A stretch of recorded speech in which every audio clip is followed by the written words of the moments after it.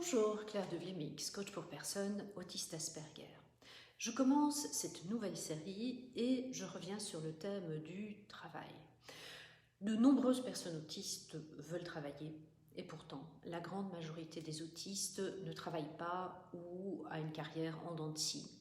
Soit parce qu'il y a eu de nombreux changements d'emploi, soit parce qu'il y a des problèmes de burn-out autistique, soit parce qu'il y a d'autres problèmes de santé en plus de l'autisme, comme par exemple le SED.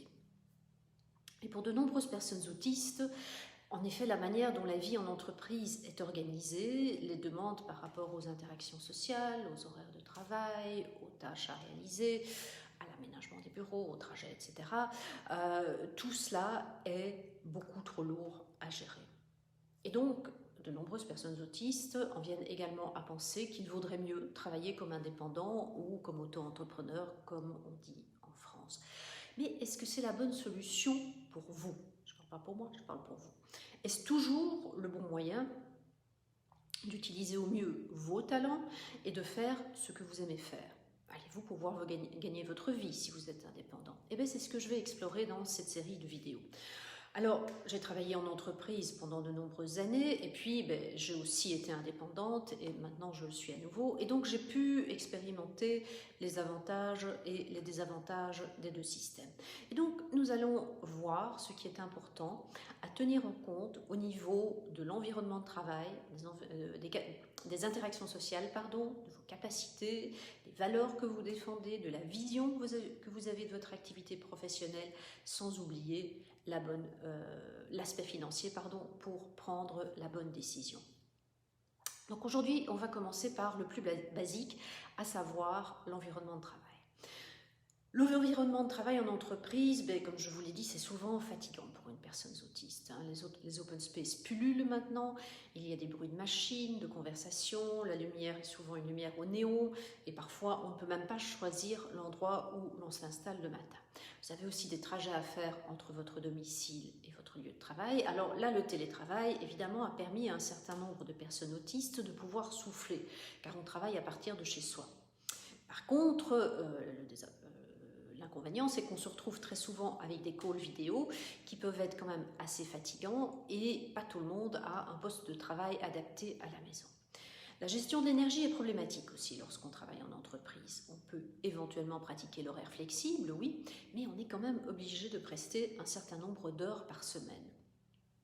Les temps partiels ne sont pas toujours ni appréciés ni accordés. Et le nombre de mois durant lesquels vous pouvez travailler à temps partiel est aussi souvent limité sur une carrière. Alors ça, ce sont vos désavantages en travaillant en entreprise. Maintenant, qu'est-ce qui se passe quand vous êtes indépendant? Qu'est-ce que vous avez à tenir en tête? Bien, vous avez d'abord à vous demander où vous allez travailler. Est-ce que vous allez travailler à partir de chez vous? Est-ce que vous allez travailler à partir de chez vos clients? Est-ce que vous allez travailler dans des locaux que vous louez? Si vous fournissez des services de consultance, par exemple, eh bien, vous pourrez sans doute travailler à partir de chez vous. Mais est-ce que vous êtes déjà correctement équipé pour cela? Avez-vous un espace de travail ou travaillez-vous sur un coin de table de la cuisine? Si vous voulez ouvrir un restaurant, par exemple, mais là, c'est une situation dans laquelle vous pourrez avoir besoin de louer, c'est-à-dire de payer des locaux. Si votre travail implique de visiter régulièrement des clients, mais là, vous serez sur la route assez souvent. Et donc, la réponse à cette question fera que vous aurez ou non à effectuer des trajets entre votre domicile et votre lieu de travail et que, en tant qu'indépendant, vous aurez aussi des coûts associés à cette activité. Durée du temps de travail. En tant qu'indépendant, allez-vous travailler à temps plein ou à temps partiel?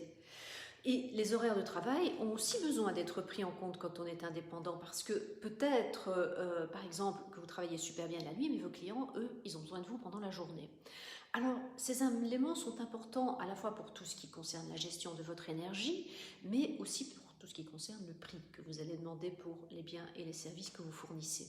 Si vous fournissez des biens ou des services qui prennent du temps à réaliser, vous avez besoin qu'ils soient suffisamment chers pour que vous puissiez en vivre. C'est dit platement, mais c'est la réalité des choses.